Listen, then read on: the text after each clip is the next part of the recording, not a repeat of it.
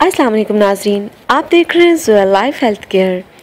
नाजरीन, आज इस वीडियो में मैं आपके लिए ऐसा देसी टोटका लेके आई हूँ जिससे आपके खाने में अगर नमक ज़्यादा हो जाए तो वो कम हो सकता है। जी हाँ नाजरीन, ये टोटका बहुत ही ज़्यादा कारआमद है। बहुत सारे लोगों ने इस्तेमाल किया है ये टोटका और बहुत सारे लोगों की फरमाइश से ही मैं ये टोटका अपलोड करने जा रही हूँ दोबारा से।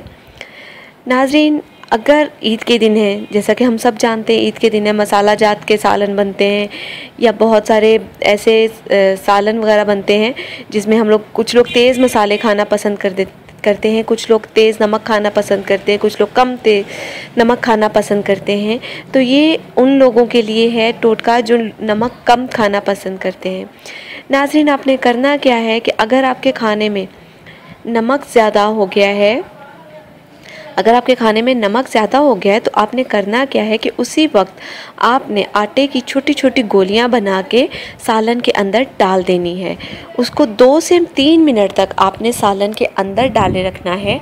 उसके बाद ये गोलियां आपने चम्मच के साथ निकाल के साइड पे रख देनी है। 5 से 10 मिनट तक आपने ये गोलियां, जी नाजरीन, 5 से 10 मिनट के लिए ये गोलियां आपने सालन के अंदर रखे छोड़नी है।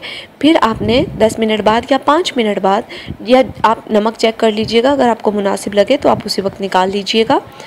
फिर आपने करना क्या है कि गोलियां निकाल देनी है, क्योंकि वो आटे की गोलियां नमक चूस चुकी होंगी, उन्होंने अपने अंदर जज्ब कर लिया होगा नमक को। उसको निकाल दे, इंशाअल्लाह तालाहुल अज़ीज़ आपके खाने का नमक बिल्कुल बैलेंस पे आ जाएगा।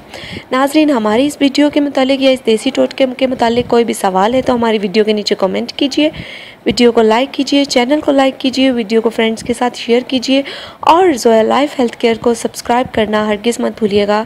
शुक्रिया। अल्लाह हाफ़िज़।